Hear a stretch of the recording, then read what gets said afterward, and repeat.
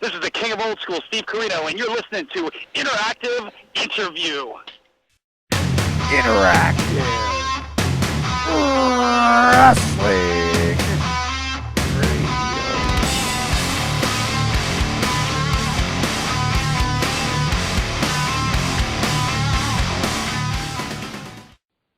Hello, everybody, and welcome to another edition of the Interactive Interview on the interactiveinterview.com, courtesy of ProWrestling.com. I'm James Walsh, joined as always by the incomparable Daniel Edler, with our special guest, the king of old school, Steve Corino. Steve, how you doing? Wonderful. How about you guys? Doing pretty well. Thanks for asking. What do you have going on today? We got a lot of promotions going on for the debut Pro Wrestling World 1 shows, so we're out putting posters up, doing some promotion work, everything. I'm doing leg work, booking work, wrestling work. It's, busy day. Mm-hmm. What can you tell us about this promotion? The Pro Wrestling World 1, it's what it is an offshoot of Pro Wrestling 01 from Japan. Uh-huh. And we're doing some small shows in Pottstown, Pennsylvania, Philadelphia, Pennsylvania, and then Fall River, Massachusetts on it's February 6th, 7th, and 8th.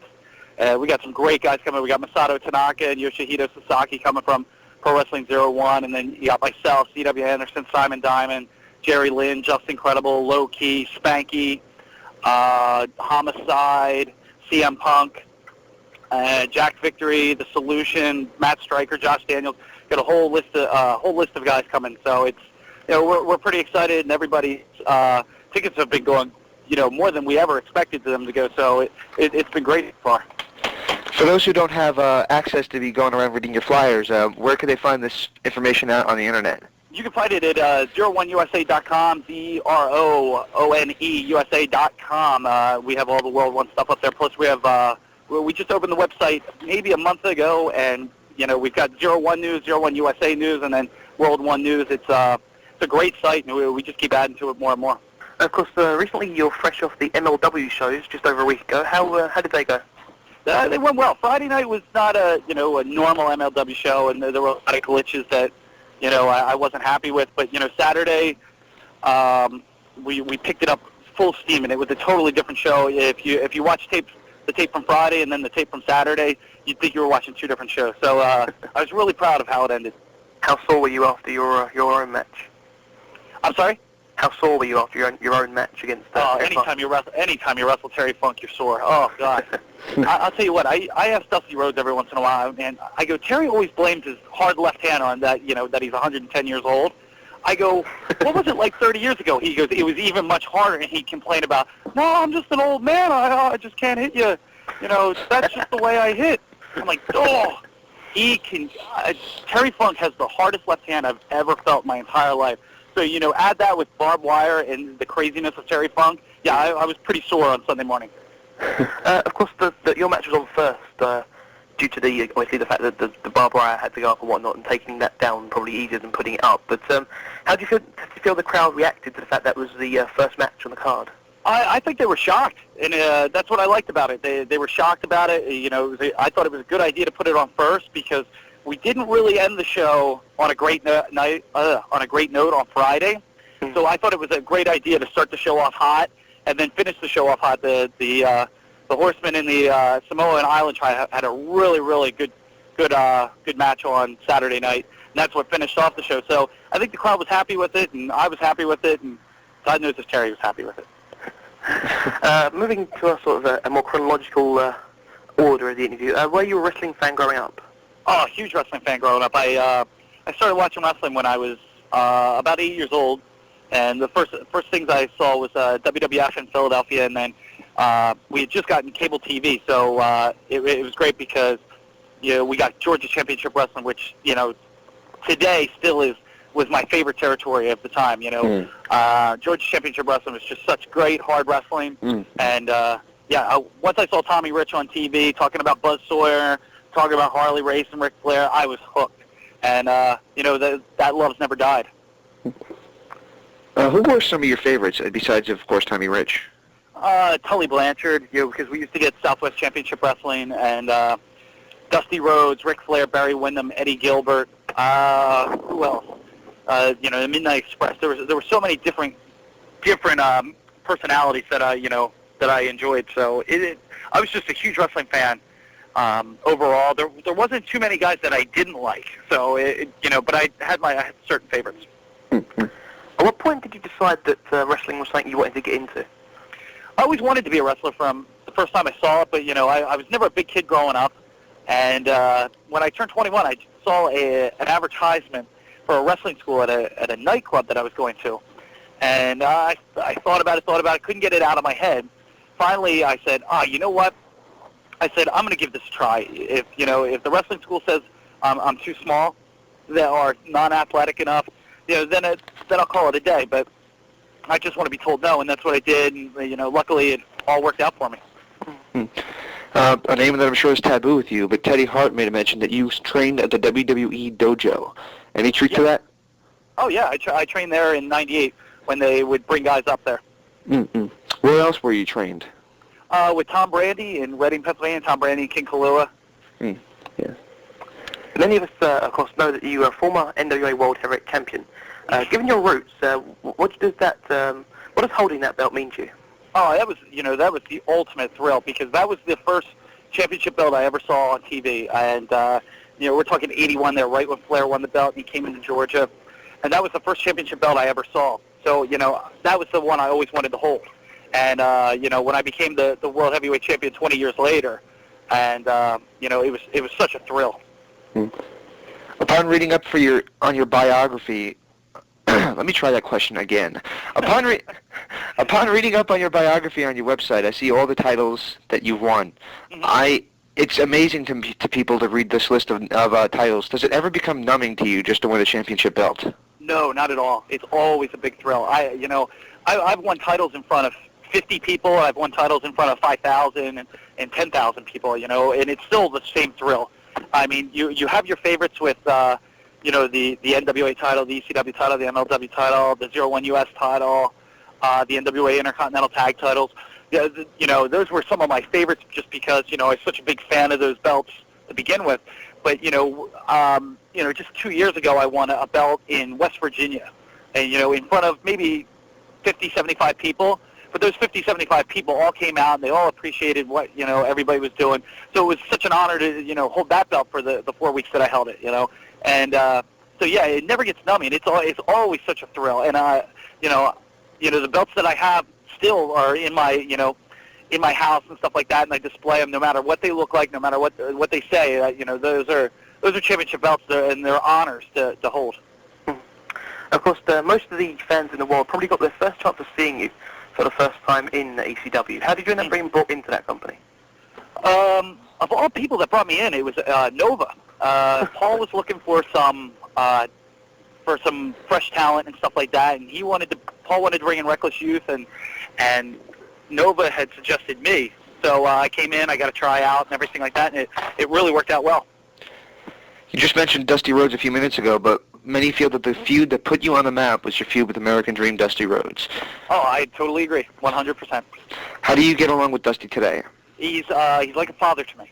The one thing that you can talk about Paul Heyman, everybody can talk about Paul Heyman all they want, but he gave me a chance to, become what I am, and he also gave me a chance to meet Dusty Rhodes, and, and me and Dusty got along great, and he helps me out all the time, and it's such a thrill to be around him. I went to Japan with him at the beginning of the month, and it's just an awesome thing to be around Dusty because he's got so much knowledge, and he still loves the sport so much that you carry that love with you.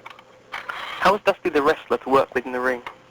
Oh, like a dream. I mean, just everything's so easy. No pun intended, but it's just so easy because he has the crowd in the palm of his hand. And, all you got to do is start beating them up, and that crowd wants to beat you up. And it was like magical every time we wrestled. You mentioned Jerry Lynn earlier as being part of your American 01 project. How did you enjoy working with Jerry Lynn in ECW? Oh, I used to get really nervous. So, the first time I saw my name against Jerry Lynn, I was so nervous because Jerry Lynn is one of the rare guys, and I would put him on, the same list as, Christopher Daniels or Masato Tanaka, that they do not have it in their ability to have a bad match. And it's amazing.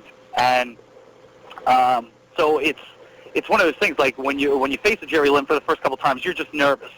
because you don't want to screw up. You don't want to screw up his good match streak and stuff like that. But, working with him was it was so much fun because, you knew you were going to go out and you knew you were going to have a great match and you knew you're going to be tired afterwards. And, Jerry Lynn's 10 years older than me, but still, he still wrestles like he's 21. He's that athletic and he's that, he's got that love for the sport and, putting together a great match that, it's pretty much impossible to have a bad one with him. Of course, you took the title from Jerry Lynn in a 4-way match with yourself, Jerry, Sam, and Just Incredible. How did you enjoy that match? I enjoyed it a lot because, one, I was totally shocked, with what the finish was going to be, because no one really expected it. Not even the four of us. Going back on it, I wish they would have given Jerry a longer run with the title because he deserved it. He really worked hard. But, I guess hindsight 2020, it was, if Jerry wouldn't have lost the belt that night, I would have never got a shot to win it. But I enjoyed the match. We put together as much as we could, and, it was a different concept with the double jeopardy. So, we went in, we worked hard, and I thought we put on something good. Of course, some of your funniest skits were with Jack Victory. How did you end up being paired with Jacko? Jacko, that was by accident. Me and Jack got along right from the beginning in ECW. Mm-hmm. And he was just a great guy to be around. And one night, it was Chicago. One night in Chicago, they were putting guys together that I would bring out there, and Taz would end up crushing. Mm-hmm. And my trainee just gave me a dirty look because I told him to go put a poster on the Blockbuster. And Blockbuster hates when you put wrestling posters up. And Blockbuster does not support pro wrestling. No? No, of course not. I mean, you'll see WWE. You'll see WWE videos in there, but come on. They don't even have that in the UK. Yeah, see? You're better off. You're not missing anything. But, we got paired together because they wanted to... Jack was coming off the injury, and, they were going from there. So they were like, we'll put Jack in a wheelchair, and you're going to sacrifice him the next night in Milwaukee. But we had such great in Chicago that Paul came up to us at the end of the night. He's like, I will never break you guys up. You guys are together forever. And it was great because I traveled with Jack. I was with Jack 24 hours a day when we were on the road. So, just being with Jack Victory was just like a natural fit. Two questions that have come in quite frequently, but mostly from Jay Rave. He says, was there any surprise when ECW closed its doors, and how did you learn of its closing?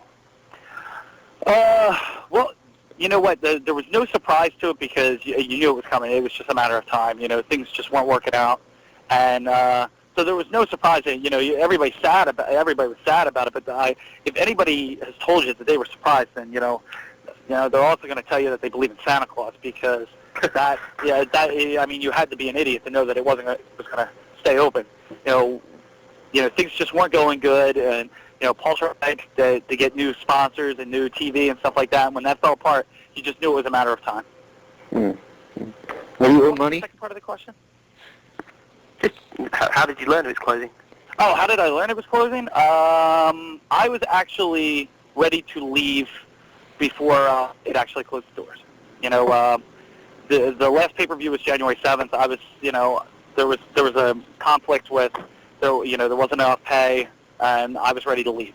So I wasn't going to do the final two shows the next weekend. So I actually was on my way out, and then I guess they pretty much knew that the two shows, I guess it was Arkansas, Missouri, or something like that, were the last shows. Mm-hmm. You were still the champion. Would you have dropped the belt even just out of respect to the business had you not even been getting paid? Oh, yeah. I wasn't getting paid. So, no, I respected what the other champions, Shane Douglas and Taz and Sabu and Terry Funk, mm-hmm. and Justin and Jerry and stuff like that. I respected what they did for the title and stuff like that. So there was no way that I was going to take the title or vacate the title or anything like that. I was going to do the right thing and, drop the title to whoever they wanted me to. Excellent. Shortly after the close of ECW, there was an internet confrontation with Missy Hyatt. Could you care to explain what happened here? Pretty much it was a miscommunication, mm-hmm. and Missy has a very hot temper, mm-hmm. and she took what I said out of context, but, everything worked out for the best. I was on a radio interview, and they asked how Missy looked, and I was just working and joking around and stuff like that, and she took offense to it, and she got mad, and but actually, you know what? We're very friendly now, and but every time we see each other, we laugh about it. So it was pretty funny, and she took offense to it, which she had a right to do, but I apologized, and she yelled at me, and then it was over. 01, of course, is a big American influence with all the superstars that come over from America to 01. What can you tell us about the company that would make American fans want to watch this product? It's different. It's a New Japan style with a strong style with a touch of American. Every American that goes over there is different. Whether it's a C.W. Anderson or myself or a Jerry Lynn or a Tom Howard or Predator or Low-Key, and everybody looks different. Everybody's got a different style. So the Japanese wrestlers, they don't have to change their style. They can wrestle that hard New Japan style where most of them came from. And then, the Americans try to wrestle American style. And the mix has just really worked out well for 01. And it was an idea that Yoshi Nakamura had when him and Hashimoto came over from New Japan. And it really worked out well. And, we're enjoying some great success right now. A couple of readers have asked that we ask you about how you got your first booking in Japan, because they are interested to know that.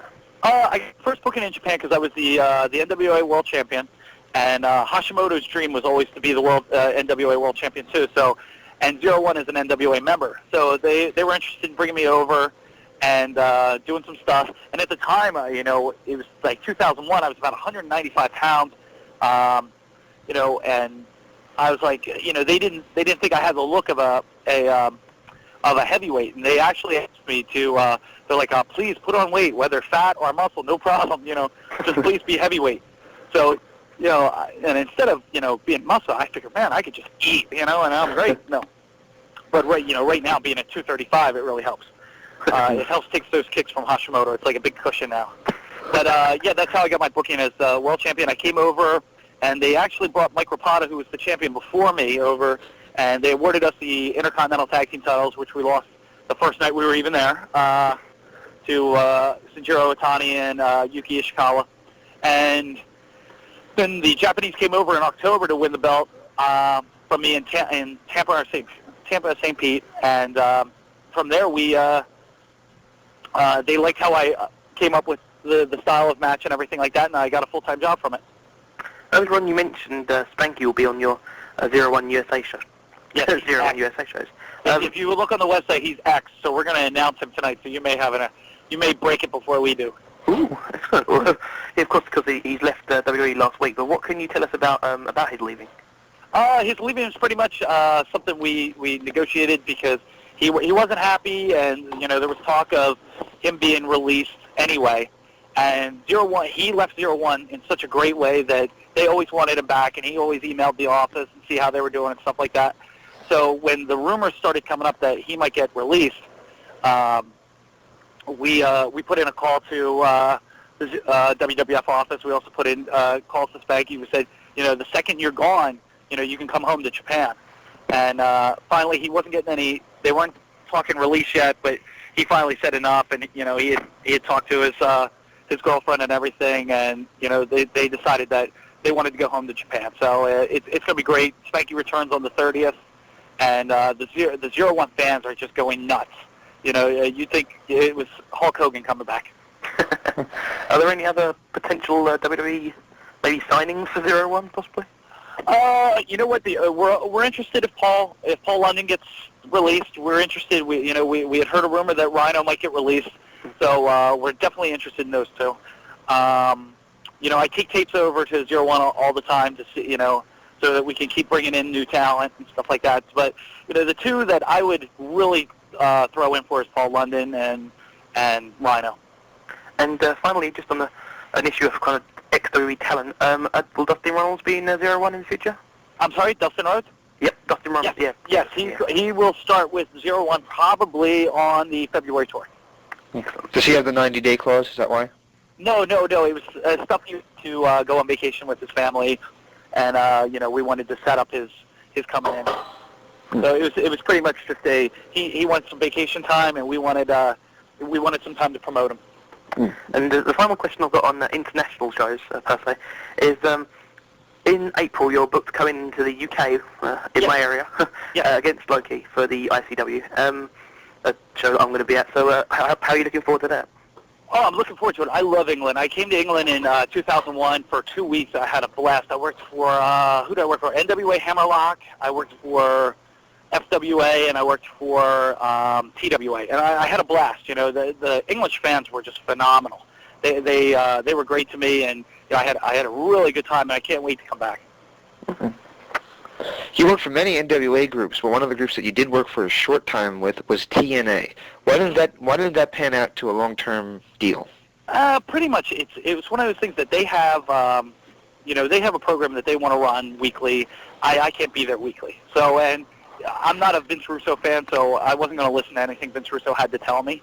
So right there would have been a problem. So, you know, if there's nothing that they can write around me, there's nothing, you know, you're just wasting money bringing me in. So, you know, we came to that agreement, and, you know, if there was times when I would have 4 weeks off from 01, you know, they would bring me back in. But, you know, it's one of those things that you got to be there on a Wednesday, so you're taking up your Wednesday and then flying back on a Thursday, and it takes a day and a half away from my son when, you know, I can wrestle on the independents on Saturday and Sunday when I'm home and, you know, and make more money. So I didn't want to take away more time from my family than I needed to either. Mm-hmm. Of course, earlier we mentioned the MLW promotion. You were a part of that from the start, and of course one of the Extreme Horsemen. But how does MLW compare to, say, 01 and like a Ring of Honor? It's a totally different style.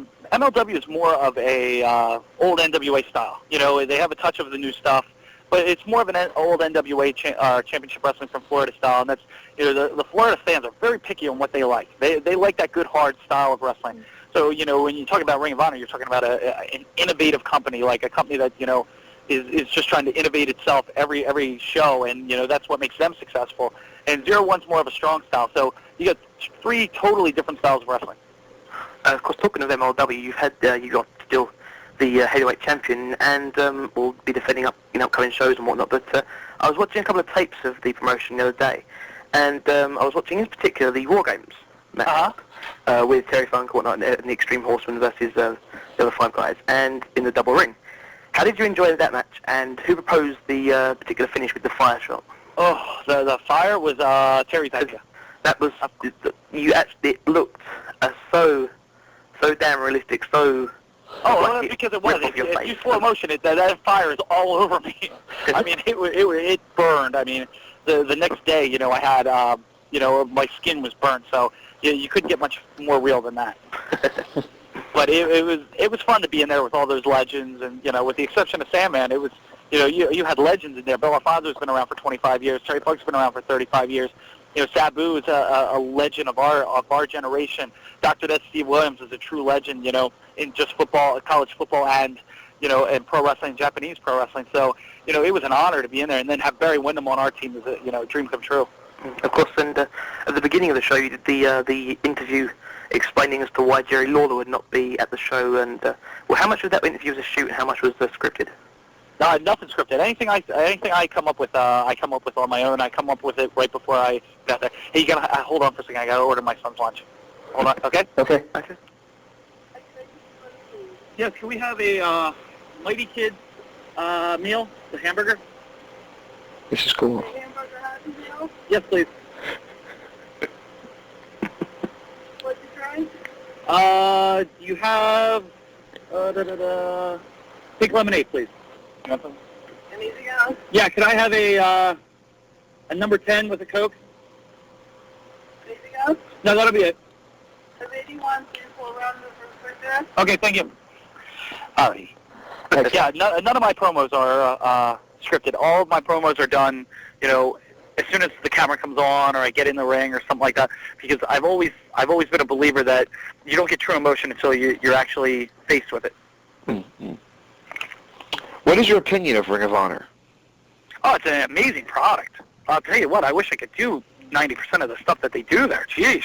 But, yeah, it's amazing to watch. You know, I hate working there because, man, I'll tell you what, it's so hard because it's such a different style, but it's an amazing product. And, you know, I'll watch it on tape, and, you know, I have to, like, every third match I have to go and relax for a little bit because you're so pumped up from all the stuff that you see, and you're like, Oh man, that was some wild stuff.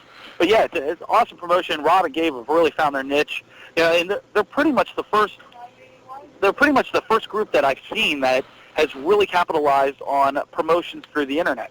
Speaking of Ring of Honor, this is going to be a touchy subject. I'm just warning you ahead of time. There was an incident with Teddy Hart, and afterwards he came on our show and pretty much challenged you to a shoot fight.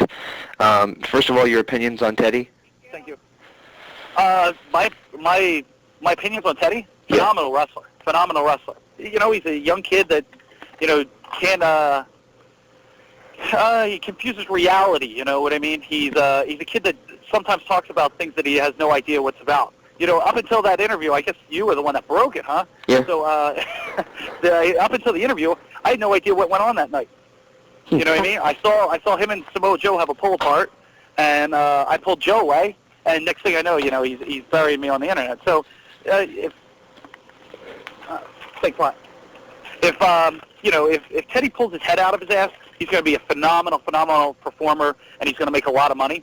Mm-hmm. But until that time, he's not. You know, he's a kid, and he doesn't get it. And for him, you know, to tell people that he's you know, to challenge me to a shoot fight, he had the chance in MLW to do it, and he declined it. And you know, we had to sit down. It didn't work out. So you know what? We'll exist in a locker room, but you know what?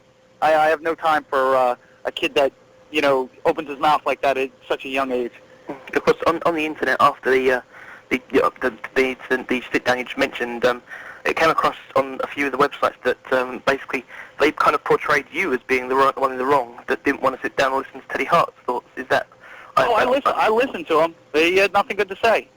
So, you know what? I'm a lot older than him. I've been wrestling a lot longer than him. Just because he has a Hart name doesn't make him a superstar. He's got to pay his dues just like everybody else did. So, you know, if the internet wasn't in that meeting, so they don't know what goes on. Yeah. And, you know, if I'm portrayed as the bad guy, then that's fine. You know, I don't care. You know, for the most part, I went in there with the, you know, if he was going to apologize, I was going to go with an open mind. And then, you know, he pissed me off again, and, you know, I just threw up my hands and left it. Where can fans find out about the latest news and the tour schedule and stuff of Steve Corino? SteveCorino.com. Excellent. We keep it pretty well updated. So it's a fun site. You know, I have commentaries, schedule, pictures. You know, we have a lot of fun things that we do with it. And to promoters that want to book you, can they also reach you through that website? Yeah, they can reach me through the website. My only email address on there is CorinoWrestling@AOL.com. Whether it's my family, my friends, or our fans, they can always reach me on that email address. Excellent. If you were to release a Best of Steve Corino video, what would the matches be on that? Give me 5 examples. Yeah, give you 5? Yeah. Recent one I would say is me and Satoshi Kojima against Sanjiro Otani Masato Tanaka from Fukuoka, Japan. It was so much fun. Phenomenal match. I would probably release the first me and Shinya Hashimoto match from Florida. Me and C.W. Anderson from Australia. Trying to think here. You caught me off guard. Sorry. I had a really fun time with Shane Douglas in Finland. I would probably put that on there. And I would probably put the match I had with Homicide on August 16th from Ring of Honor. Speaking of Homicide, you had a great feud with him. How do you get along with him? We don't. Oh, okay. Yeah, we don't get along. So, you know, we proved the theory that you do not have to be best of friends to have good matches. You know, I respect him, and you know what? I do respect Teddy Hart, and you know, I would never clump Teddy and Homicide in a you know, the same group because they're two totally different guys. But I would definitely say that Homicide is a phenomenal performer, and he's definitely underrated. He definitely deserves to be in a bigger promotion and stuff like that. I love the fact that Ring of Honor really portrays him as, you know, as a superstar, and MLW portrays him as a superstar, and you know, because he does deserve it. You know, whether we get along personally, you know, that really doesn't matter. Next, I'd like to roll in some word associations, if that's okay with you. Sure. You can either give a one-word response or a story if you want to. But okay. First on the list is Jeff Jarrett. Jeff Jarrett, pretty good guy, but he, you know, I think he needs to run the show instead of letting other guys run the show. Dusty Rhodes. Oh, a true legend, a father figure. Francine. Francine, great ballet. J.J. Dillon. Oh, an honor to work with him. I'm in awe every time I'm with him. Simon Diamond. Simon Diamond, underrated. Underrated as a talker, underrated as a wrestler. This guy is one of the smartest people I've ever been in front of. This guy is, a genius. And he's got a great look. He's got great work. And his mic work is phenomenal. So it's totally underrated. C.W. Anderson. A huge head. No, no, he does have a huge cranium on him. CW is another underrated guy. Just he's one of those go-to guys that you can, you can call on him to have a match with an opening card guy or a main event guy, and he's going to give 110%, and you know you're going to get a good match. Just incredible. Great wrestler. There's another one I would put on my best from August of 2000. Me and Just Incredible from Hammerstein Ballroom. Just, I have such great chemistry wrestling with him, and for the upcoming Pro Wrestling World 1 shows, I'm going to be teaming with him one night, and it's just going to be so much fun. Samoa Joe. Another big-headed guy. Did you ever see that sumo wrestler Akibono? Yeah. That just flipped off tap? Yeah. Doesn't Akibono look like a fatter Samoa Joe? I never thought about that. That's why I call Joe Akiboner. And but no, Samoa Joe's he's a real good guy, real funny guy. He doesn't get to show his personality enough in Ring of Honor, but yeah, what a funny guy and a really good wrestler. And he really has he's really in touch with the Japanese style. So yeah, he's a fun guy to be around. One thing I want to throw into the word association: someone submitted to ask you Bruno Sammartino and see if you could do your Bruno impression. I don't really have a Bruno impression. You know what? I think I did a Bruno impression once on an ECW pay-per-view, and that was just because I was goaded to. But there's a guy I have so much respect for, Bruno Sammartino. Here's a guy that held the World Heavyweight title for a combined 11 years. I mean, I've only been wrestling for 10. You know what I mean? I can't imagine holding a major world title for 11 years. Ric Flair. Ric Flair, the greatest of all time, if not the greatest. Terry Funk. Oh, true legend. This guy puts his heart and soul into every match, whether it be against me, a Homicide, a Dusty Rhodes, and Abdullah the Butcher. He doesn't care who it is. His goal is to make sure that people go home remembering that match. Rob Feinstein. Rob Feinstein? Mm-hmm. No, Rob's a cool guy. I've never had a problem with Rob. Rob's he runs a great business. I've heard people complain about his videotapes, but I've never had one complaint. Every videotape I've stolen, bought, has been great. And the shoot interview series that he does and everything like that is phenomenal. And as a person, he's a good guy. He really cares about our sport. And him and Gabe really put a lot of time and money into Ring of Honor. Talking of which, Gabe. Gabe's a goofball. No, I'm kidding. No, Gabe's a good guy. He is for a guy that's never been in the ring. He's really not knowledgeable about booking, and there's times that I think he needs help of a more experienced guy to tweak what he's writing. But for the most part, he does some amazing stuff. Kurt Bauer.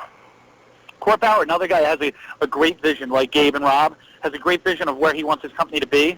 So it's always a pleasure to work with a guy that cares about the wrestlers and cares about what goes on in the ring and outside the ring. Vince McMahon. Vince McMahon. I think Vince lost his vision of where wrestling is. It's amazing that you barely even hear the word wrestling on Monday Night Raw or SmackDown and stuff like that. It's all sports entertainment. Well, I'm a big believer in pro wrestling. I'm not a believer in sports entertainment, so we would always have a difference of opinion. So, but he's the god of sports entertainment. I've got one more that I want to throw in at the end, but James, do you have any more? Sure. Simply Luscious. A great girl. She's a girl that hasn't even seen what kind of potential she has. A very strong girl too. She's got a phenomenal athletic build to her and stuff like that, and she's really working hard. And I'm hoping she gets a chance to be a big star one day. How about Trinity? Trinity. Trinity knows how to get a job. She knows what she's got to do to be where she's at. Okay. Daniel, go ahead. Yeah, the final one I want to throw in is from Tim Brown. He says, Keanu Reeves. A dick. Total dick. Could you explain what happened there? Yeah, because A little bit. You know, it would take me literally an hour to explain what happened there. I got the time. But yeah, there's a guy that's just a total dick. You know, if I had my choice on a deserted island with Teddy Hart or Keanu Reeves, I would take Teddy Hart without even thinking. Okay, well, that obviously shows your feelings on Keanu. But yeah, well, James, you have any more questions you'd like to pose? Sure. Is there anything you'd like to say to your fans?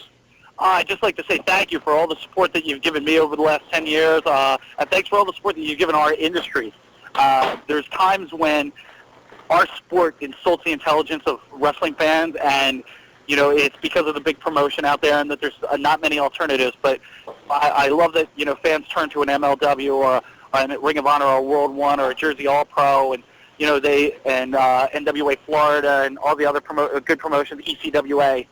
All these good promotions that I haven't listed, but and they keep supporting our products because, you know, there are people out there that care about pro wrestling, and there are people that are out there, or there are wrestlers out there that care about putting on a great product so that you guys can go home and come back every month or every 2 weeks, 2 months, whether it be. You know, these fans have, you know, through this little low that we're going through with pro wrestling right now. So it's you know, they're amazing, and they're the reason we go out there. If the truth is that Vince Russo has been out of TNA for the past couple months. He probably will be back. I mean, anybody would be surprised. Would you ever consider returning there for national TV? If they got national TV, that is. You know, I really don't need national TV because I work 26, 28, 30 weeks a year in Japan. Yep. So, and, you know, national TV there, and that's my home. You know, that's my home promotion. So, you know, I can live without it. You know, I don't need to go there every Wednesday because, you know, I like to be home with my son when I'm home. You know, then I like to go on the weekends. And MLW runs some great shows in Florida where I can take him. And then, you know, Ring of Honor, if I want to work for Ring of Honor, they're always, you know, next door. And, you know, I never have to worry about, you know, going home and going, that really sucked. You know, every time I've worked there, I've gone home going, you know, there could have been so much more that could have been involved. And, you know, it's not Mike Tenay's fault. It's not Jeff Jarrett's fault. It's, you know, they're running a WCW-style show, and I was never really a big fan of WCW, so I could definitely live without TNA. Oh, we really can't thank you enough for your time. You spent so much time with us today, and we just wanted to thank you for that. Oh, my pleasure. Thank you very much. Stay tuned. Hope to see you in the UK in April. Oh, definitely. Yeah. Stay tuned for more from the interactive interview.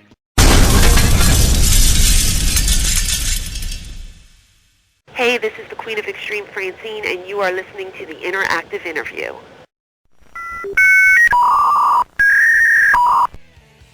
Enjoying what you're hearing? Be sure and check out WrestlingEpicenter.com on social media at Facebook.com/WrestlingEpicenter, on Twitter at James Epicenter, and of course, WrestlingEpicenter.com for 24-hour news updates, our interview archives, and all the other information you've come to expect from the Wrestling Epicenter. Hey, this is Jerry Lynn, and you're listening to the Interactive Interview.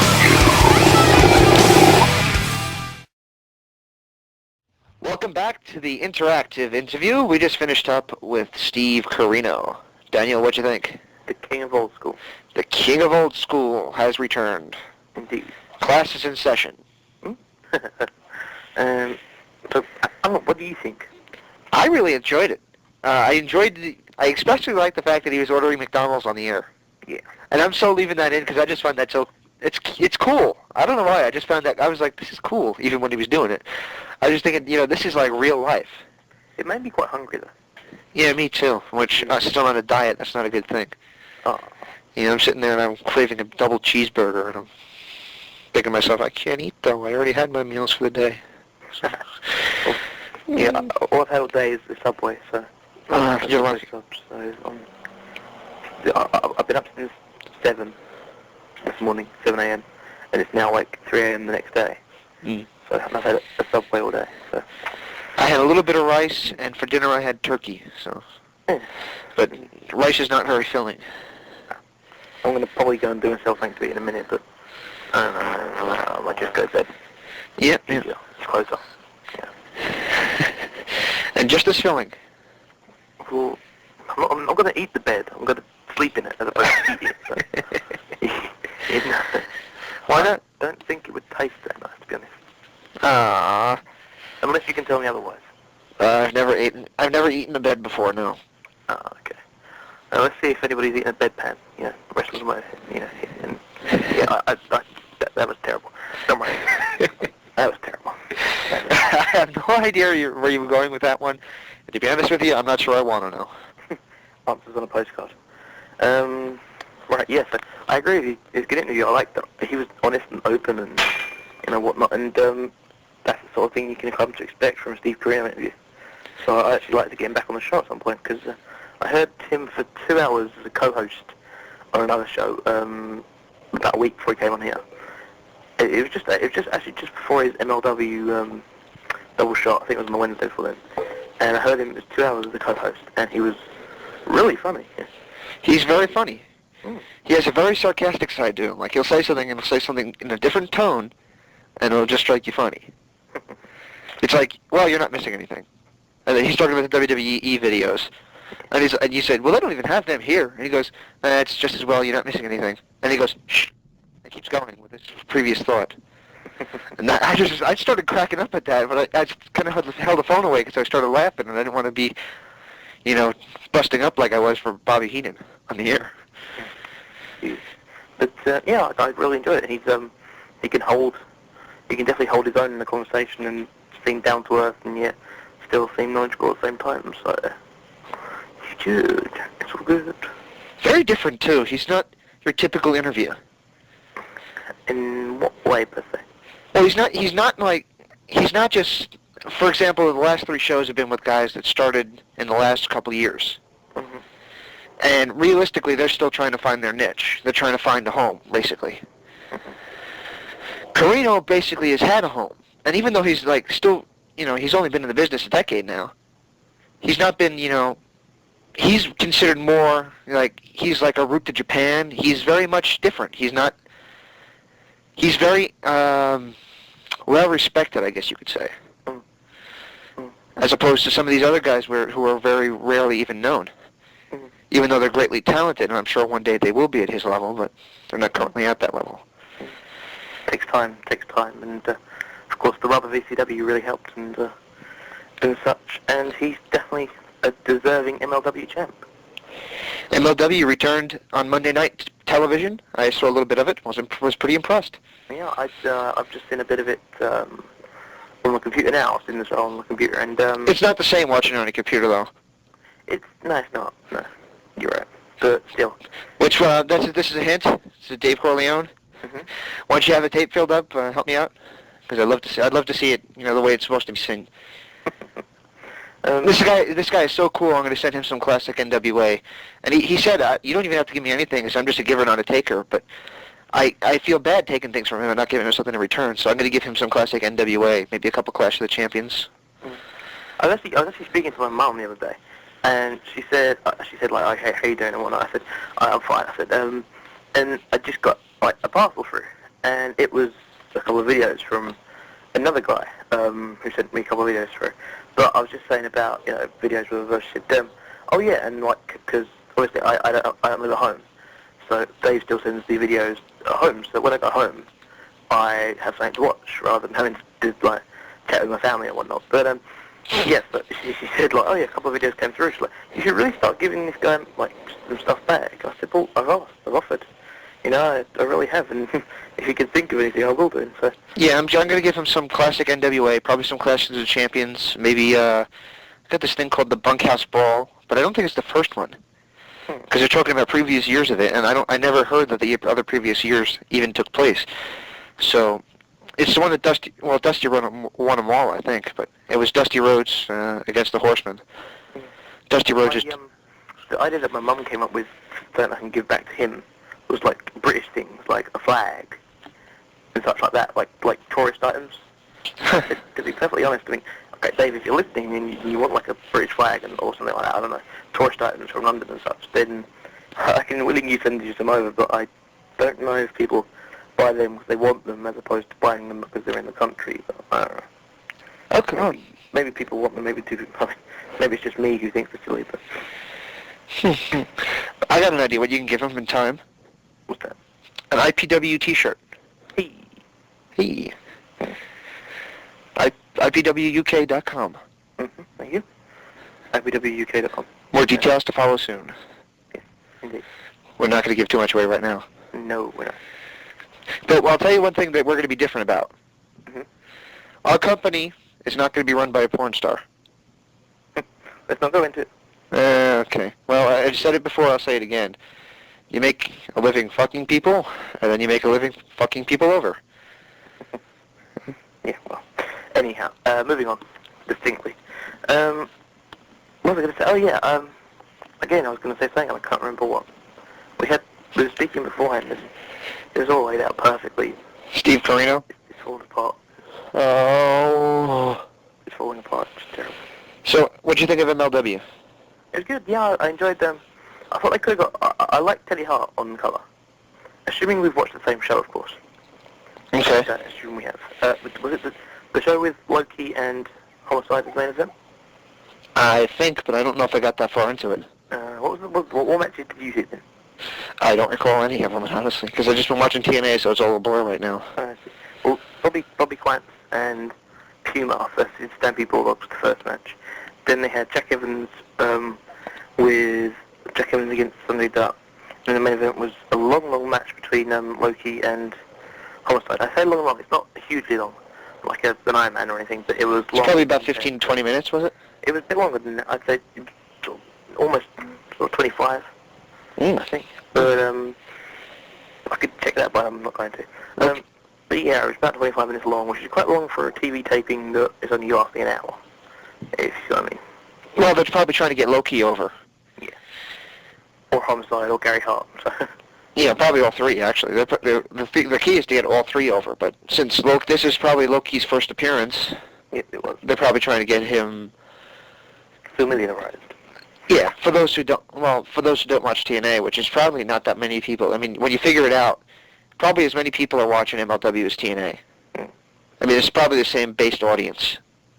The same ones that'll give TNA a shot will give MLW a shot. Yeah.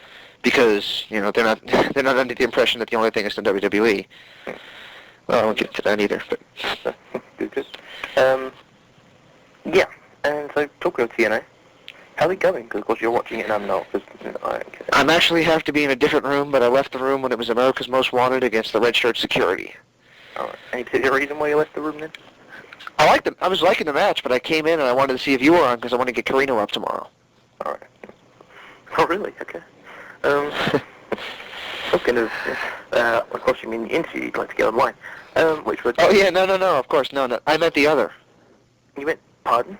Yes. It is my intention to turn on every wrestler I possibly can. Okay. I want to be the gay male sex symbol of professional wrestling. It's possible. Yes. It's possible.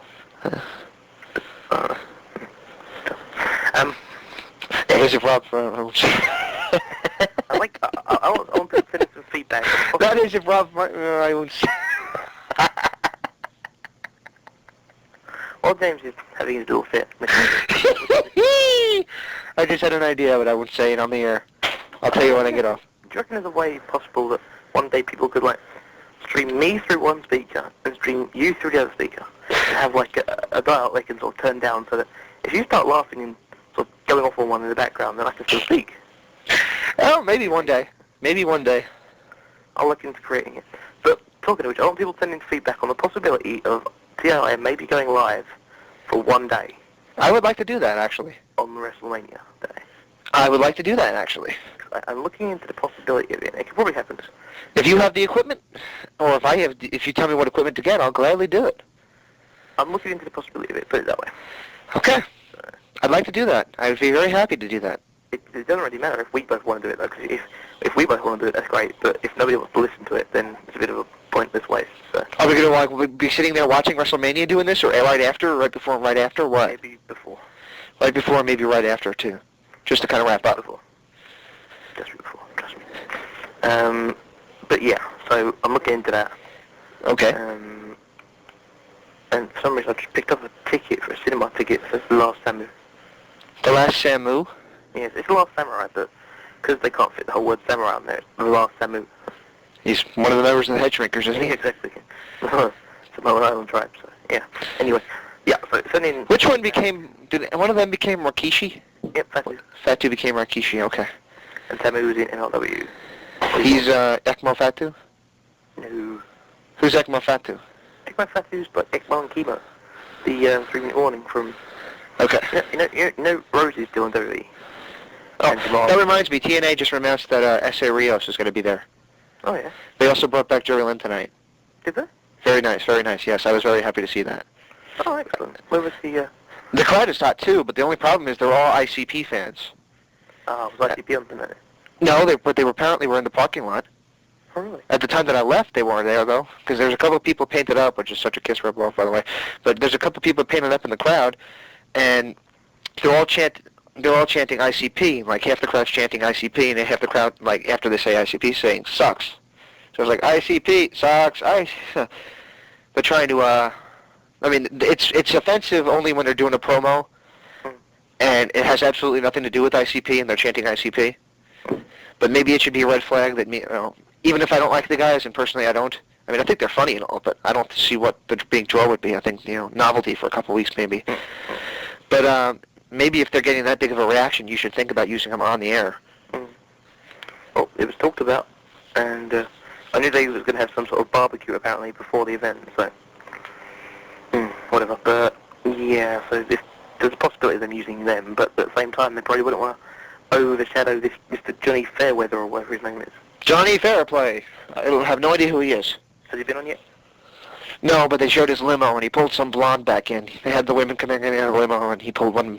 You saw, like, this woman get pulled right back in. So, wait a minute. I wanted to say that the X Cup, February 11th, is going to be the X Cup. Team captain Jerry Lynn, Chris Sabin, Low-Key, and I forget who else. Either Skipper, I think it was.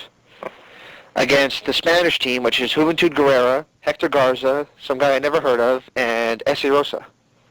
Ese Rosa? What? Ese Rios. I don't know why I always call them Rosa. That means red, but... Alright. Ese Rios. Ese Rosa. Yeah. Okay. I like that guy a lot, Ese Rios, by the way. Yeah. I just wish I knew his name. He was the man who single-handedly got Lita over. Yeah, and he was friggin' good himself. Nobody ever gave him credit, I guess because he was a cruiserweight in a land of big men, but he was really good. He was really talented. I liked him. Indeed. And so that's on February 11th, is it? February 11th, yep. Sounds pretty good. It's going to be some kind of an X Cup. I guess it's going to be kind of like the Super X tournament they did. Yeah. Like the triple... It's going to be the AAA style cup, isn't it? But talking of which, I ordered the other day, because I found a guy in the UK who's going to be at IPW. He's a tape trader, and he's selling DVDs in the UK for like dirt cheap prices. And so I ordered this weird like combination thing he's made together. It's odd. I'll talk about it when I get it. I also ordered the AAA. Is it Clash of something? AAA. No, they show AAA here. Now, the only reason I don't really watch it that much, they show AAA and then CMLL. Right. On the Spanish channel here. On one of the, I think it's Mas Mundo is the name of the channel. But they show it, and I watch it every once in a while. But after a while, when they start cutting these long promos in Spanish, and there's no American to translate it for you, you start to get a headache. So I do watch it every once in a while for the wrestling, and when I see Hoovy in it, I think it's really cool. Rob Parker occasionally. I don't know what happened to him. Why isn't he with the MLW anymore? He got arrested. He did? Yes. What did he do? I can't remember, but I know he got arrested. Him and someone else got arrested, and they're probably in jail now. I don't know. The usual. Okay. What was that one in 1995 or 96, whatever it was? The US AAA Clash of the something, like TNA was announcing it. Oh, When Worlds Collide. That's the one. I got that. That's pretty good. Yeah, I ordered that one. So. It came highly recommended, so I thought I'd check it out. Yeah, it's good. It's got Eddie Guerrero on there, the Mysterio. It's pretty good. I mean, it's the first time you've seen some of those moves. I mean, today's standards, it would probably not be as, holy shit, I've never seen that before. But when you realize that what its roots was, I mean, this is the event that created the X division, that created the WCW Cruiserweight division. I could say the WWE Cruiserweight division, but I'm not sure that one exists, really. Of course, you got Mysterio there, which is good, but other than that, I mean, there's really a glass ceiling for them, so. I mean, TNA will let the X Division main event, whereas the WWE, you got to have the big guys in the main event. I agree. But I lost my train of thought utterly and totally. Because it's so late, I'm listening to you, but at the same time I'm kind of reading things that are like around me. And I've got like a bill here, and I've got a receipt for a bill, and I've got a Subway napkin, and I've got a flyer from a Rap Street event or something, and I've got a couple of like receipts from Burton, and I've got my student card, and all these different things, and I'm reading them all. You know what I think you should do? What? Clean your room. It's just on my computer desk. Okay. I just kind of fill it with crap. I just about come home, dump it all on there, and then go to sleep. But I forgot the whole go to sleep bit today. So. Yeah, well, you didn't go to sleep last night either. It was like 6 o'clock in the morning. You're like, you want to do a recap now? No. I did go to sleep. I was asleep from 1 till 6. Okay. And then I woke up and couldn't get back to sleep, so... I had company, but let's not talk about that. Very nice company. Pardon? I said very nice company. I thought you said it was a very nice company. I was like, oh, thank you. I appreciate it. Anyhow, yeah, but upcoming guests on the show, Steve Blackman. I'm getting bitched at for not uploading that interview, so that'll be next. Who's bitching at you? The guy who helped set it up. Wrestling.com.com is the place to go. So, Wrestling? The word wrestling. DOTCOM. And then the actual period com. Yep. Okay. Because people are going to be sitting there, wrestling period com. So, I imagine that's probably the downside of having that domain name. Cause I think it's quite a good domain name, but the downside of it is people will literally enter .com, then .com twice. not that I've done that. Yeah, for sure. No. I actually haven't. It's quite amazing. I have, though. I did, but then when it didn't come up, I figured, oh, I know what it is. I got it right. Yeah, people probably figure it out in the end, or search for it on Google or something like that. But If you figure it out, you're going to be bright enough to figure it out. I mean, if you're smart enough to operate a computer, if you're smart enough to operate a computer and be reading the stuff, you're smart enough to figure it out. Exactly. Well, I want to tell people to check out what's the name of Steve Corino's website? Pardon? Steve Corino. CorinoWrestling.com. SteveCorino.com. Email us CorinoWrestling@AOL.com. That's all. And there's 01. Is it 01.com or? I believe. I think there's zero. He mentioned in the interviews like 01 News and 01 USA and such, and there's all these different 01 websites. But I think one of them's in Japanese and the others, like the USA ones, and such, are in English and that sort of thing, if I remember correctly. 01 sounds like a very impressive company, and of course Spanky will now be there. Apparently he got sick and tired of waiting to be released, so he made the decision easier for him. Yeah, exactly. And also, former WWE semi-mid-card Dustin Runnels, aka Goldust, will be there as well, so... Yeah. In 01 in February. At some point. I want to try and get him and Spanky. Goldust. I do wonder what you're doing. I think he's like unblocking his nose or something. A bit feeling nasally, but yeah. I still can't get over that he was married to Terry Runnels. That's the name. Well, yeah, he was lucky, that's all. I also had a dream. Short story. Making a long story very short. I had a dream where I called someone else Terry Reynolds and couldn't get over the fact that they had the same name. That's the long story of the dream. But yeah. Anyhow, I also earlier on, it was yesterday afternoon I was sleeping, and I woke up because in my dream, the guy, because I've got 3 housemates, and one of them who's next door to me, I had a dream that he said something that I took great offence to. So I leapt out of bed, opened the door, ran down the corridor to the next room, opened his door, flew in there. I was about to have a go at him and couldn't remember what it was about. And he sort of said, "What are you doing?" I was like, can't remember. And turned back round, walked back down the hall, walked back into our room, and fell asleep. I got a phone call the other day from my brother-in-law's boss, and evidently I don't remember it at all. It was like 7 o'clock in the morning, and I had just gone to bed at 5 or 6.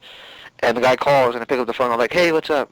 And he says, "It's Scott from Lester." And I'm yeah, what's up? And what's going on? And I apparently stayed on the phone with him for 10 minutes just chit-chatting, and I have no recollection of it at all. I have absolutely no recollection of it at all. And I got somebody, apparently whoever else was in the house picked up the phone, and when later on that morning when I woke up to make my breakfast, I was standing there and I'm like still in a haze, and somebody says, "Who called last night?" And I'm like, "Called?" And they're explaining to me that I was on the phone for somebody for 10 minutes, and I was giving them out another phone number and everything.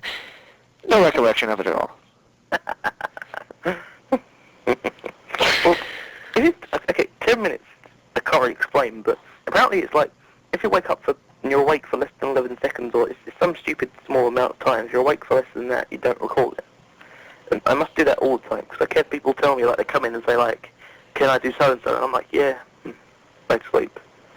And then, like, I wake up, like, a couple of hours later, and I see that my door's been taken off or something. I don't know, something random. But I really, really wouldn't want to happen. And they tell me, "No, you told us okay." I think I'm probably just lying now and just saying that I did it, because I'll just assume, "Oh, yep, that was just me being sleepy."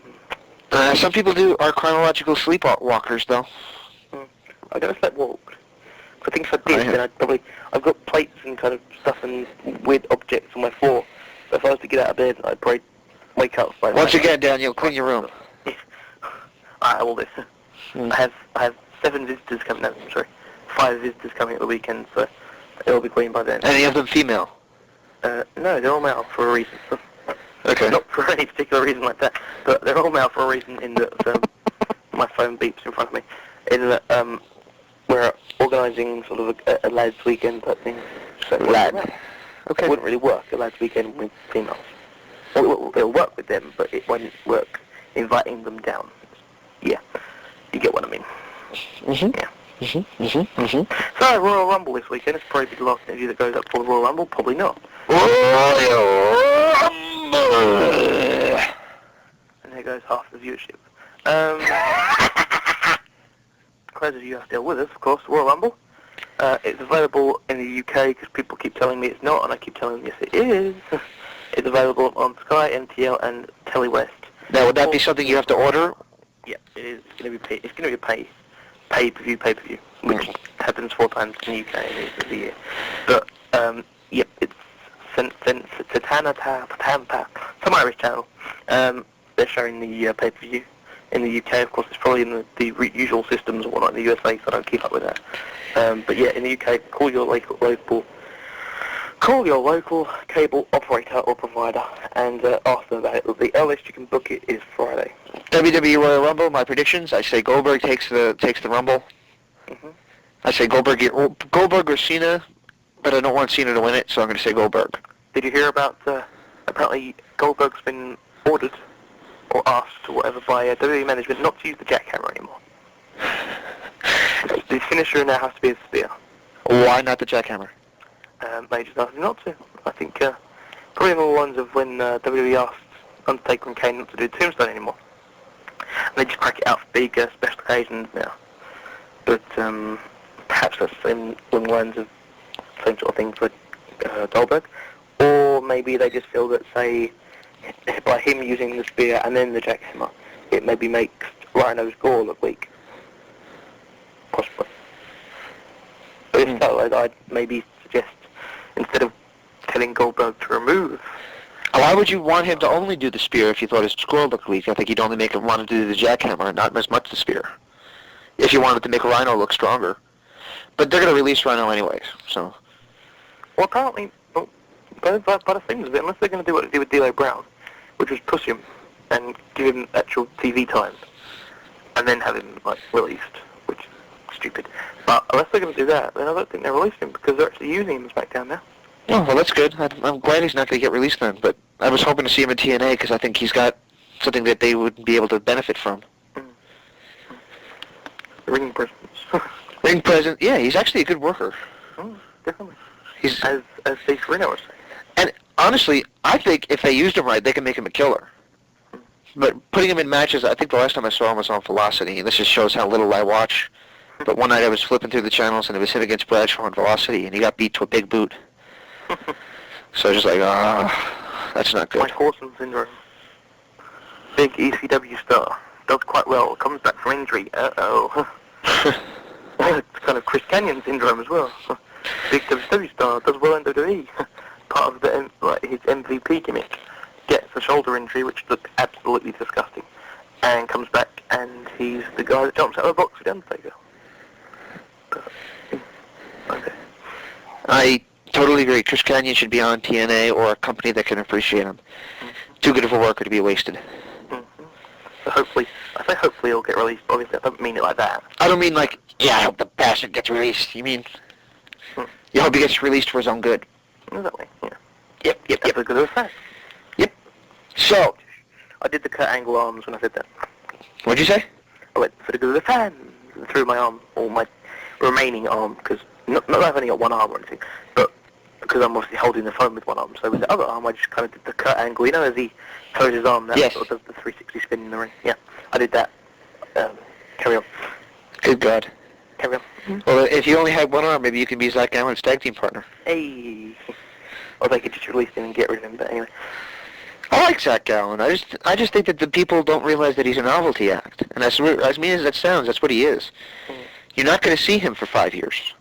Especially not on WWE. He'll still make money on the indies. But you're not going to see him on WWE TV for 5 years because the fans and society cannot accept a one-legged wrestler for that long. Everybody wants to see him for a while and say, hey, look at this one-legged guy. He's doing really good. Yeah, well, let's be honest. Incredible World. No offense to him or anything. I mean, he's not that muscly. He doesn't have a great physique. He's not okay, I was going to say Scott Steiner, that's a bad example. He's not even an Edge. He hasn't got that sort of physique about him. And he's not really got the look. And he's only there because he's only got one leg and he can wrestle. Which is obviously a great testament to him and it's a great feat, etc. And hopefully, hope to have him on the show in the future. I think he had a better look. In TNA as Tenacious D because he had longer hair and he just had a better look to him. I think what WWE's doing, just having him in like a t-shirt and whatever, then they cut his hair off. I mean, maybe Triple H was afraid he'd look like him. I don't know. But because that's what happened with Nova, wasn't it? Yes, it was. They made Nova cut his hair because apparently he looked too much like Triple H. Okay, right. If you get Nova and Triple H mixed up, I'd be surprised. Wait. I have shit vision. I think people know this about me. But if I made that mistake, I'd probably just... I don't know. I think I might have to start carrying around a cane. It's like something else. I'm rambling. Talking of which, if I'm rambling, it's obviously getting late. So you want to hang this up? I just want to go to bed in general. I mean, you can still talk. Yeah. I thought the American Idol just started. What? Nothing. American what? American Idol. It's a horrible, horrible reality show. Oh yeah, it started off in the UK. We had some weird version. It's Pop Idol, and then like with Two Australian we sold the rights to America, and I did it. And I made fun of it. I make fun of it because everyone that wins sounds like fucking Tarzan. Okay. The one that sounds best like Tarzan is the one that gets a record deal. Especially the female. She has to be able to go really loud. Technically, wouldn't she be Jane then? What? No, Tarzan and Jane. Tarzan, you Jane. And what you should say... Dan. Oh, you Dan. That's right. That's why I've been getting this mixed up. Right? I wonder why you told him... Okay. Yeah, so technically the female would be Jane, not Tarzan. So I'm putting out a flaw in your little theory of insults. Somebody that lived wearing leopard print once came up to me and said, "Hi Tarzan, can I spring from your tree?" It was a female, thank God. Yes, I was going to ask, but you were so hyper. Let's see, UKK, etc. So yeah, upcoming interviews on the interactive interview. Steve Blackman, because otherwise I'll get shouted at. Also recorded Johnny Swinger. Who else we got? April Hunter, Mike Shaw, April Hunter. Oh yes, of course. That's what I was trying to think of.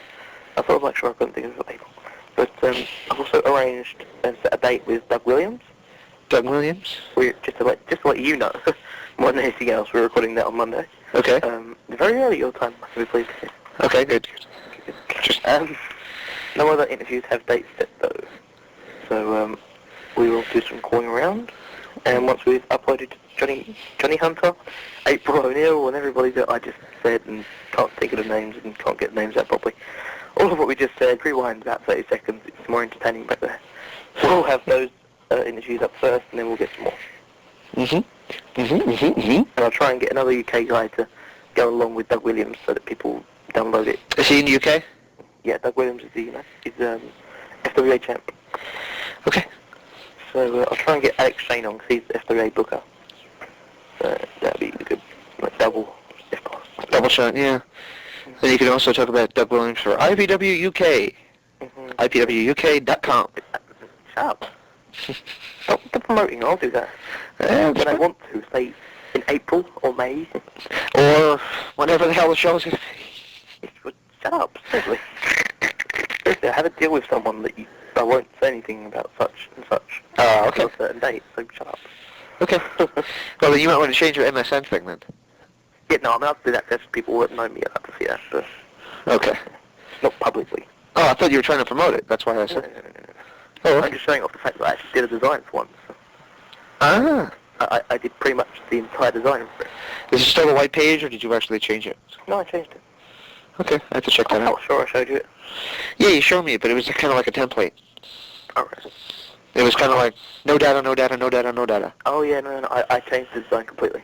Oh, okay. That was something I had done by someone else and such. But you weren't happy with it? I wasn't happy with it. I just felt that this other route that I could take would be better, and Right. so. And I'm getting that logo made tonight, so. And I quite like to see how I've done a little effect. It's like a faded to like bolded like logo thing. It's not a logo. It's like the name. It's like check it out, IPWUK.com. But I'm not promoting it anymore until the end of April. Because otherwise I'll get my testicles chopped off. And by the way, if you're ever at a party and you're talking really loudly because the music's loud, I mean, this always happens to me. And tell me if it happens to you. You always say something incredibly embarrassing as soon as the music stops and it gets real quiet. Example, yeah, so Sunday I'm going to have my testicles laminated. And you look around and everybody just stops and looks at you.